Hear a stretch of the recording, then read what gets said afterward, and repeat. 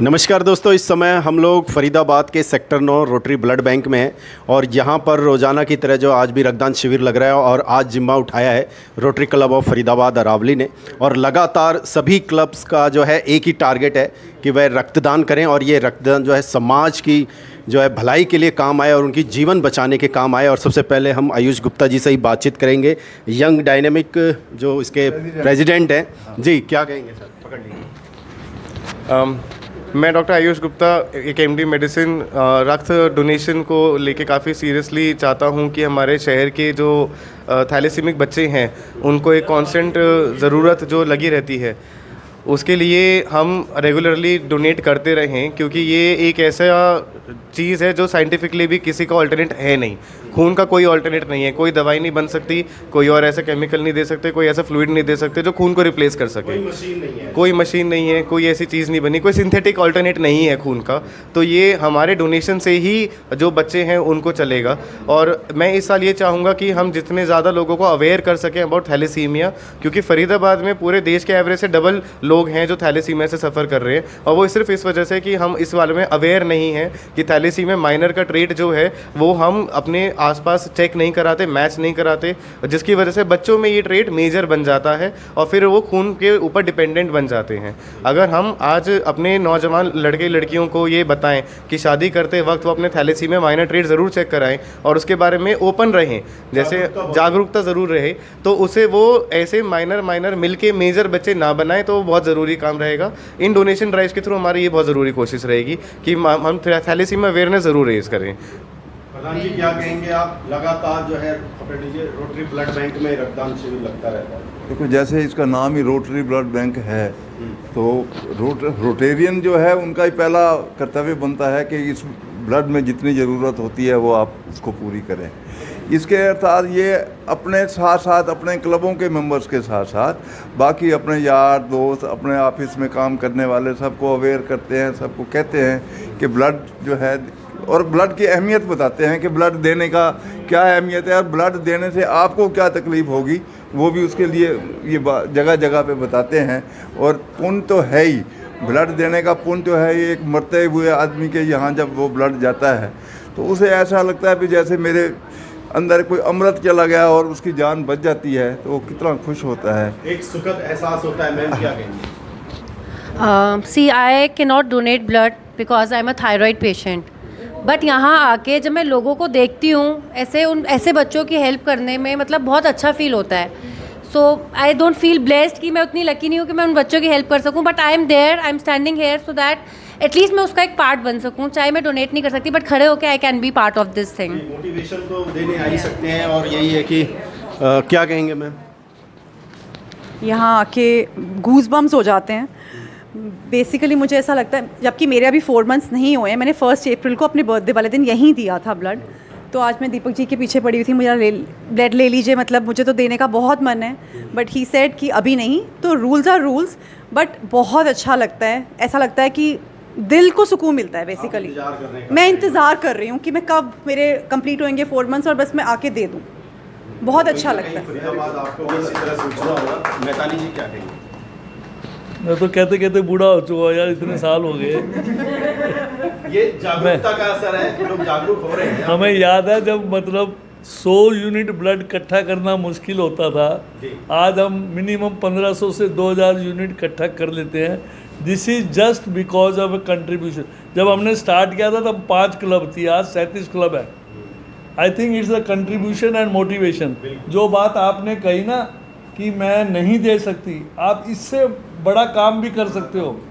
आप अपना experience at least 10 बंदों को बताओ कि ब्लड देने से कोई डर नहीं लगता, और आप जो ब्लड देते हो इससे बड़ा दान धर्म दुनिया में है ही नहीं। मंदिर मस्जिद गुरुद्वारे बाद में जाओ, पहले किसी को ज़रूरत है उसके लिए ब्लड डोनेट करो ताकि उसकी जान बच सके। किसी की जान बच जाए, उससे ज़्यादा और भगवान की पूजा क्या हो सकती है? जी सर, क्या बोलेंगे? मैं सिर्फ ये कहना चाहूँगा, जो डॉक्टर आयुष ने अभी कहा, अवेयरनेस अबाउट थैलेसीमिया बहुत ही कम है लोगों में। जब मैं रोटरी फरीदाबाद ईस्ट का प्रेसिडेंट था तो हमने कॉलेज में, दयानंद कॉलेज फॉर वुमेन में लगाया था ये कैंप, एंड तकरीबन 150 लड़कियों का स्क्रीनिंग की थी, जिसमें से ऑलमोस्ट उनको पता भी नहीं था। 20% गर्ल्स वर माइनर थैलेसीमिक। मेरे अपने घर में my wife is minor thalassemic, hence my son is also minor thalassemic. तो ये अवेयरनेस बहुत ज़्यादा ज़रूरी है, जो कि बिल्कुल भी नहीं है आज की डेट में, एंड इसको करना बहुत ज़रूरी है। जैसे उन्होंने बोला, शादी में पत्री मिलाओ ना मिलाओ, ब्लड रिपोर्ट ज़रूर उसकी थैलेसीमिया की मिलाओ, विच इज़ मोर एसेंशियल, ताकि आगे जो सेफ़ रहें बच्चे जो भी हों। And I myself am 3-month donor. Every 3 months I come to Rotary Blood Bank and donate, and that's it. We want that everybody gets aware, क्योंकि again जैसे डॉक्टर आयुष ने बोला कि ये ना तो फैक्ट्री में बन सकता है ना कुछ हो सकता है। जब ज़रूरत पड़ती है तो सब इधर उधर भागते हैं, लेकिन डोनेशन के नाम पे सब घबराते हैं। So I think for your own health everyone should donate, and जो भी एलिजिबल हो सकता है। मैडम आप भी घबरा रहे हैं क्या? नहीं, ये तो हमारी मैं ना 18 साल होने का वेट कर रही थी कि मैं ब्लड डोनेट कर पाऊँ कभी ज़िंदगी में, और जब मैं जैसे 18 की हुई थी, मैं उसी दिन अपना पहली बार ब्लड डोनेट करके आई थी। तो आपकी चेहरे की हंसी बता रही है कि आप बहुत खुश हैं। हाँ तो जी। उनको क्या संदेश देंगे जो खुश तो रहते हैं लेकिन दूसरों की जान बचाने के लिए रखते हैं? देखो, सबको अपने डर हटाने पड़ेंगे। एक्चुअली डर से ज़्यादा मिथ्स है कि हमारे को कोई कमज़ोरी आ जाएगी, हमारे को कोई प्रॉब्लम आ जाएगी, जबकि ये हमारी खुद की काफ़ी प्रॉब्लम सॉल्व करता है ब्लड डोनेट करना। तो हमें बस ये मिथ्स क्लियर करनी है कि जितना हो सके हम ये मिथ्स क्लियर करें कि आगे हमारे बच्चे और ब्लड डोनेट करें।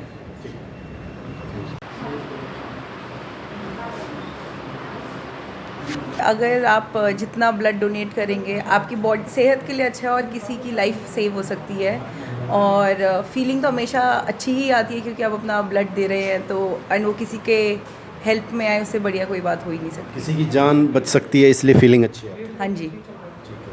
तो जो आप जैसे जो यंग जनरेशन है, कईयों का हीमोग्लोबिन भी ठीक नहीं रहता, इसी कारण से वो रक्त नहीं दे पाते, उनको क्या मैसेज? यही है कि जंक फूड थोड़ा अवॉइड करो, पैकेज फूड अवॉइड करो, घर का खाओ, फ्रूट ज़्यादा खाओ, और विटामिन सी का इंटेक बढ़ाओ, ताकि आयरन के साथ विटामिन सी बेटर अब्जॉर्ब करेगा, तो हीमोग्लोबिन भी बढ़ेगा, शरीर से फिट। वो फॉल्टी हो जाता है, वो सही से बन नहीं पाता है। जो बहुत सारे फंक्शंस होते हैं ब्लड के, वो परफॉर्म नहीं कर पाता है, जिसकी वजह से बच्चों को रेगुलर ट्रांसफ्यूजन इससे सफर कर रहे हैं, राइट। एंड हमारी जो इंडिया है, इंडिया में 4% पॉपुलेशन में थैलेसीमिया पाया जाता है, ओके। और अभी राइट नाउ अगर हम देखें तो 1,20,000 से 1.5 लाख तक पॉपुलेशन जो है इससे सफर कर रही है। उसके बाद जो हमारे बच्चे हैं, हर साल जो बच्चे पैदा हो रहे हैं, 10,000 से ज़्यादा बच्चे इस बीमारी के साथ पैदा हो रहे हैं। अब ऐसा क्यों है, ऐसा ना हो, इसके लिए हम लोग थोड़ा सा अवेयरनेस क्रिएट करना चाहते हैं।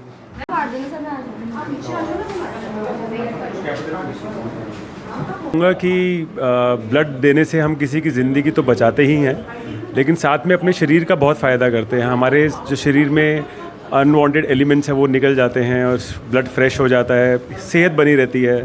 साथ में देखिए, एक छोटी सी चीज़ से हम कितने लोगों का भला करते हैं। गरीब बच्चों का हमारा थैलेसीमिया सेंटर चल रहा है, उसमें हम थैलेसीमिया बच्चों को जो ब्लड देते हैं उसके लिए ज़रूरत रहती है। सो मेरी सबसे ये रिक्वेस्ट है कि प्लीज़ आप भी आएँ और हर 3 महीने बाद ब्लड डोनेट करें। क्लब की जो ये मुहिम है, लगातार जो है रक्तदान करके समाज को एक प्रेरणा दे रहे हैं, यूथ को और समाज को क्या मैसेज? यही मैसेज है कि जैसे हमारे क्लब ने एक मुहिम चला रखी है, राजेश जी हैं हमारे क्लब से सीनियर, और रश्मि महाजन जी डायरेक्टर हैं ब्लड डोनेशन की। इन्होंने एक मुहिम चलाई है कि सब मेंबर्स को इकट्ठा किया जाए और ब्लड देने के लिए मोटिवेट किया जाए। हमारे क्लब में एक बहुत अच्छी टैली बनती है कि हर 3 महीने बाद मेंबर्स को रिमाइंडर चले जाता है कि आपका ब्लड ड्यू है। सो ऐसे ही अगर सब लोग आगे आकर के ब्लड दें तो फिर हमारे समाज में थैलेसीमिक बच्चों के लिए खासकर ब्लड की कमी नहीं होगी। Thank you. तो उसकी वजह से जो एक्सेस आयरन अंदर जमा हो जाता है, उसको निकालने की थेरेपी अवेलेबल रहती है, ठीक है। तो उसका आप जांच करा सकते हैं। उसको ये ना सोचे कि हमने एक चीज़ का इलाज करा था दूसरी चीज़ से पीड़ित हो रहे हैं, उसका भी इलाज रहता है, उसकी भी दवाइयाँ मिलती हैं। तो बच्चे वो जो आयरन ज़्यादा होने की वजह से जो परेशानियाँ होंगी उनसे भी वो बच सकते हैं। आप हमारे को हमेशा संपर्क में रखें, कोई भी दिक्कत आती बात करें, तो उन चैलेंजेस को भी हम रेगुलरली टेस्ट करते रहेंगे, देखते रहेंगे।